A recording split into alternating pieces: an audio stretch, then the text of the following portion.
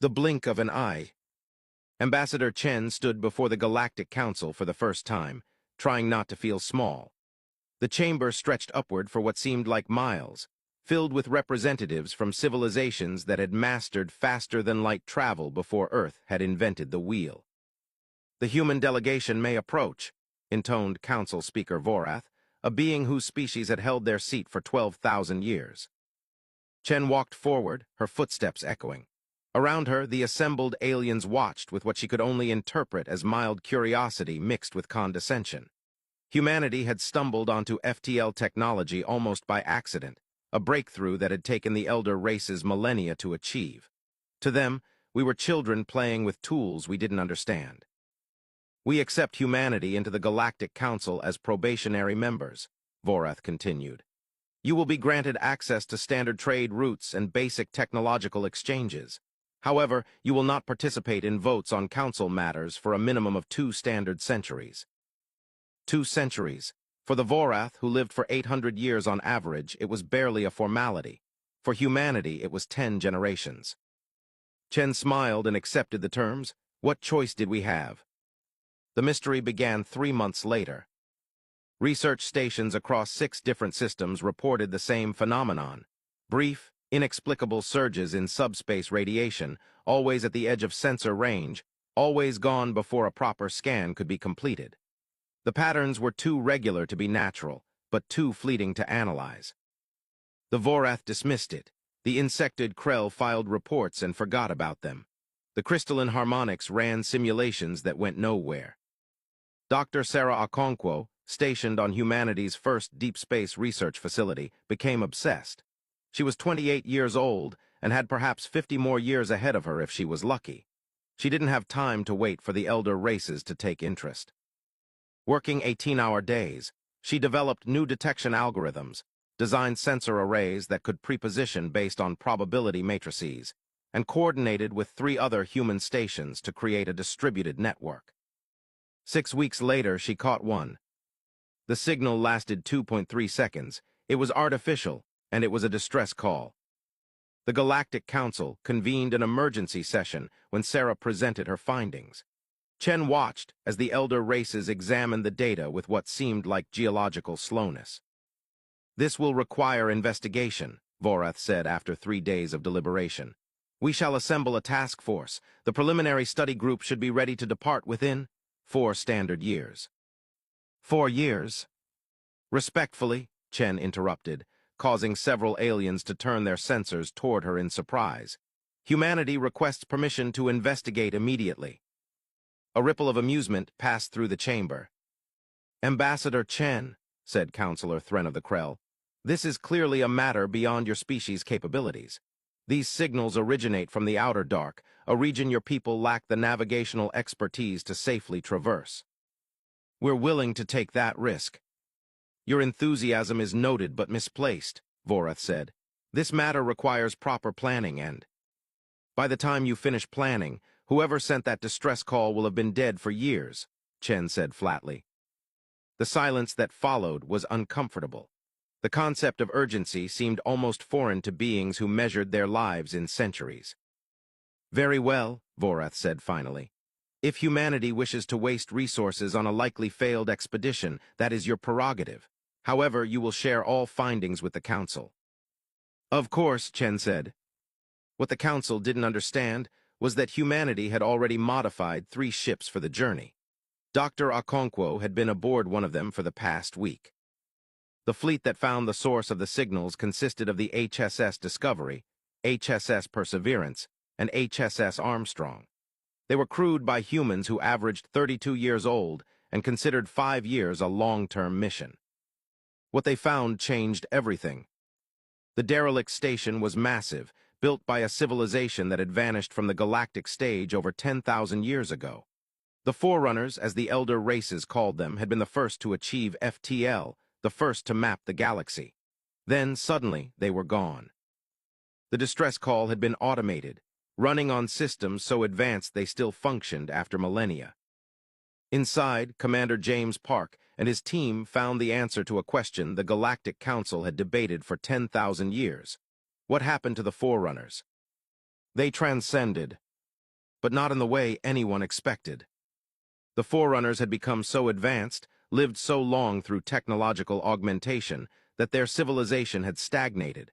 Every problem had been solved, every question answered. They had reached the heat death of curiosity itself. In their final act, they built a gateway to somewhere else, another dimension, another reality, and stepped through, leaving behind only warnings. Beware the crystallization of thought, the final log entry read. Beware becoming so long-lived you forget why life matters. Beware the death that comes not with an ending, but with the refusal to change. Park transmitted everything back to Earth. By the time the Council's task force arrived 4 years later, humanity had already stripped the station of every piece of technology we could understand, and we were working on the rest. 50 years passed. The Galactic Council barely noticed. 50 years was nothing to them, a brief moment of administration and routine governance. But 50 years was 2 human generations. Ambassador Chen was long dead. Her successor was a man named David Okoro, grandson of Dr. Sarah Okonkwo, who had passed away at 93, having spent her final decades training the researchers who would continue her work. The Council called a session to review humanity's probationary status. It was routine. Humans had been quiet, compliant, staying in their small corner of space. They'd be granted full membership with minimal debate. Councillor Vorath called the session to order and pulled up humanity's file. Then stopped. The numbers made no sense.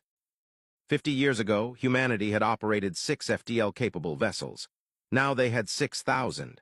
Their population had grown from 8 billion to 14 billion, spread across 42 colonized worlds. Their technological index had increased by a factor of 30. This must be an error, Vorath said. No error, Okoro replied calmly. Our species has been busy. Over the next week, as the Council scrambled to understand what had happened, the truth became clear. Humanity's curse was our blessing. Our short lifespans meant rapid generational turnover. We didn't wait for consensus or centuries-long study periods. We couldn't afford to. Every human scientist, engineer, and explorer worked with the knowledge that they had perhaps 40 productive years to make their mark. While the Krell spent 50 years in committee meetings, humanity had built an interstellar civilization. We'd taken the Forerunner technology and reverse-engineered it, not through the methodical patience of long-lived beings, but through brute force trial and error, through a willingness to fail quickly and try again. We burned through hypotheses the way the elder races sipped their afternoon stimulants. A young Krell scientist might spend 30 years earning their credentials before attempting original research. A human PhD was earned in 5 years, and significant breakthroughs were expected by age 30. The compounding effect was devastating. This is irregular, Thren said, his compound eyes reflecting what might have been alarm. Your expansion rate violates 3 different council protocols. Which protocols? Okoro asked. Thren consulted his datapad. Protocols that assume a much slower rate of development. I suppose they don't technically apply. We've been very careful to respect territorial boundaries and trade agreements, Okoro said. We've operated entirely within council law. That's not the concern, Vorath said slowly. The speaker was studying humanity's technological reports with what seemed like growing unease. Your weapons development is purely defensive. Your military fleet is proportional to our population and territorial holdings, per council guidelines. But you have more ships than the Krell Collective.